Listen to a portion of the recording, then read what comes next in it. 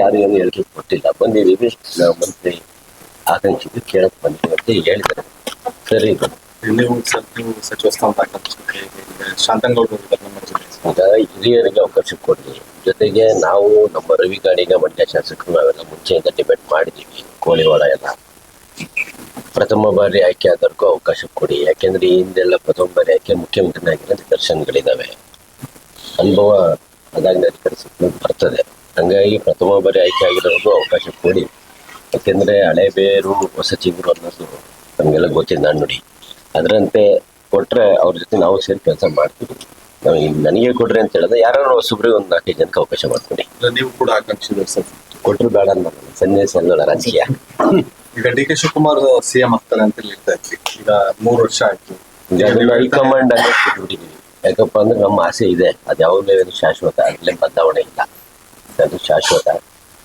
ಈಗ ಅದು ಹೈಕಮಾಂಡ್ ಅಂಗಳದಲ್ಲಿ ಇರೋದ್ರಿಂದ ನಾವು ಯಾರು ಮಾತಾಡಂಗಿಲ್ಲ. ಎಲ್ಲ ಮಂತ್ರಿ ಮಂಡಲ ಇರ್ಬೋದು, ಮುಖ್ಯಮಂತ್ರಿಗಳು, ಉಪಮುಖ್ಯಮಂತ್ರಿಗಳು ಎಲ್ಲರೂ ಹೈಕಮಾಂಡ್ ಏನ್ ಇರುತ್ತೆ ಅದು ತೀರ್ಮಾನ ಅದಕ್ಕೆ ಬದ್ಧ ಅಂತಾರೆ. ಎಲ್ಲರೂ ಅದು ಹೇಳಿದ್ಮೇಲೆ ನಮ್ದು ಅದಕ್ಕೆ ಹೈಕಮಾಂಡ್ ತೀರ್ಮಾನ ನಾವು ಬದ್ಧವಾಗಿದ್ದೀವಿ. ಸಿಎಂ ಹೇಳ್ತಾ 2028 ನಾನೇ ಸಿಎಂ ಅಂತಾನೆ ಹೇಳ್ತಾರೆ. ಆಗ್ಲಪ್ಪ ಯಾರು ಬೇಡ.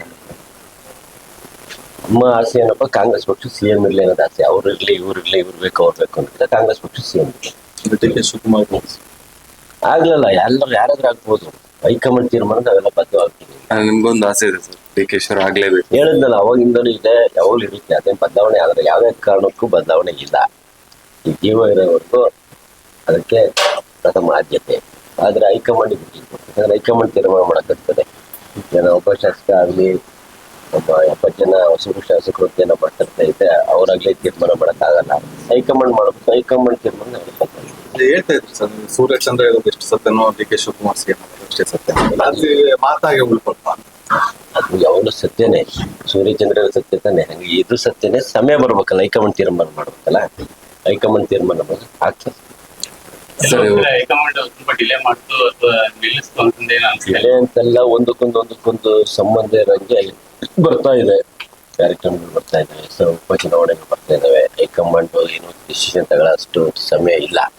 ನೋಡೋಣ, ಹೈಕಮಾಂಡ್ ಯಾವಾಗ ಡಿಸಿಷನ್ ಇದು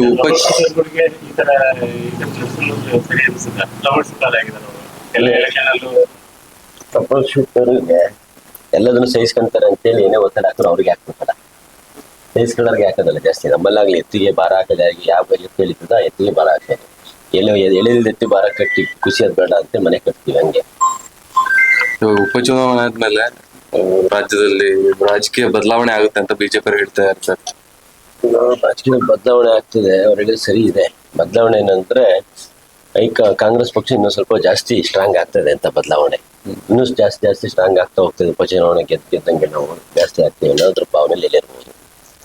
ಸರಿ, ಉಪಚುನಾವಣೆಯಲ್ಲಿ ಜಮೀರ್ ಅವರು ಏನು ಕೆಲಸ ಮಾಡಿಲ್ಲ, ಪಕ್ಷೇತರವಾಗಿರುವಂತಹ ಅಭ್ಯರ್ಥಿಗಳಿಗೆ ಅಮೌಂಟ್ ಕೊಟ್ಟಿದ್ದಾರೆ, ಫಂಡಿಂಗ್ ಮಾಡಿದ್ದಾರೆ. ನಾನ್ ನೋಡಿಲ್ಲ, ನೀವ್ಯಾರು ನೋಡಿದ್ರೆ ಹೇಳ್ರಿ. ಹೈಕಮಾಂಡ್ ಮುಗಿಸ್ತಾರೆ. ಕಾಂಗ್ರೆಸ್ ಪಕ್ಷದವ್ರೆ ಅಲ್ಲುದ್ದ ಗಂಡಂಗೆ ಮೊಸರಲ್ಲೂ ಕಲ್ಲಂತೆ. ಮೊಸರಲ್ಲಿ ಎಲ್ಲರೂ ಕಲ್ಲು ಬರಕ್ ಸಾಧ್ಯನಾ? ಹಂಗೆ ಎಲ್ಲದಕ್ಕೂ ಅವ್ರ ಮೇಲೆ ಹಾಕೋದು. ಆಯ್ತು, ಜಮೀರಣ್ಣ ಒಂದ್ ಕಡೆ ಹೇಳೋಣ, ಉಳ್ಕಿದ ಎಷ್ಟು ಜನ ಬಂದಿದ್ರು ಮುಖಂಡರುಗಳು. ಮತ್ತೆ ಅವ್ರು ಯಾರು ಲೆಕ್ಕಕ್ಕೆ ಇಲ್ಲ. ಜಮೀರಣ್ಣ ಒಬ್ಬನೇ ಸಂಬಂಧ. ಸುಮ್ಮನೆ ಆಗ್ಲಿಲ್ಲ ಮಾತಾಡ್ಬಾರ್ದು. ಎಲ್ಲದನ್ನು ಹೈಕಮಾಂಡ್ ನೋಡುತ್ತೆ. ನಾನ್ ಮಾತಾಡಿದ್ರು ನೋಡುತ್ತೆ, ನೀವು ಕೇಳಿದ ಕ್ವಶನ್ ನೋಡುತ್ತೆ. ಯಾರೇನೇ ಮಾತಾಡಲಿ ಎಲ್ಲ ಹೈಕಮಾಂಡ್ ವ್ಯಾಲ್ಯೂಯೇಷನ್ ಮಾಡಿ, ಕ್ಯಾಲ್ಕುಲೇಷನ್ ಮಾಡಿ ಅದಕ್ಕೆ ಸಕ್ಕ ಉತ್ತರ ಕೊಡ್ತಾರೆ. ಅದೇ ಅವ್ರನ್ನ ಸಚಿವ ಸಂಪುಟದಿಂದ ಹೊರಗೆ ತೆಗಿಬೇಕು ಅಂತಂದು ಹೇಳಿ ಎಲ್ಲ ಮಾಡ್ತಾ ಇದ್ದಾರೆ. ಈಗ ಆಗಿಲ್ದರ್ ಇದ್ದೇ ಇರ್ತಾರೆ. ನನಗೂ ಶತ್ರುಗಳು ಇದ್ದಾರೆ, ಮಿತ್ರರು ಇದ್ದಾರೆ, ಮೀಡಿಯಾದಲ್ಲೂ ಇದ್ದಾರೆ. ಕೆಲವ್ರು ನನ್ನ ಪರವಾಗಿ ಜಾಸ್ತಿ ಆಗ್ತಿರಿ ಚಾನಲ್, ಕೆಲವರು ಯಾವ್ದಾದ್ರು ಸಣ್ಣ ವಿರೋಧ ಸಿಕ್ಕ ಅದನ್ನೇ ಜಾಸ್ತಿ ಆಗ್ತೀರಿ. ಆತರ ಎಲ್ಲ ಮನುಷ್ಯನ ಗುಣ ಅದು, ಎಲ್ಲ ಕಡೆ ಇದ್ದೇ ಇರ್ತಾರೆ.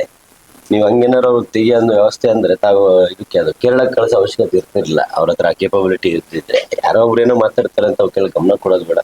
ಜಮೀರಣ್ಣನೇ ಉಪಚುನಾವಣೆಯಲ್ಲಿ ಯಾರು ಅಡ್ಡ ಡಿ ಕೆ ಸಾಹೇಬ್ರ ಜೊತೆ 2-3 ಜನ ಕ್ಯಾಂಪೇನ್ ಅಲ್ಲಿ ಇದ್ದೆ. ನನಗೆ ಬೇರೆ ಜವಾಬ್ದಾರಿ ಕೊಟ್ಟಿಲ್ಲ, ಜವಾಬ್ದಾರಿ ನಿಭಾಯಿಸಿದ್ವಿ.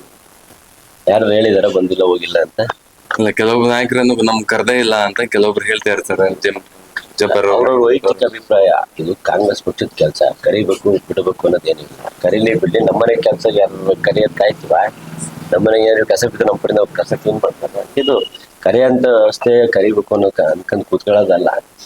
ಅವ್ರವ್ರ ಅಭಿಪ್ರಾಯ ಅದು. ಅವ್ರ ವೈಯಕ್ತಿಕ ಅಭಿಪ್ರಾಯ. ಕರೆದ್ರೆ ಹೋಗ್ಬೇಕು ಅನ್ನೋದು ಅವ್ರ ಅಭಿಪ್ರಾಯ.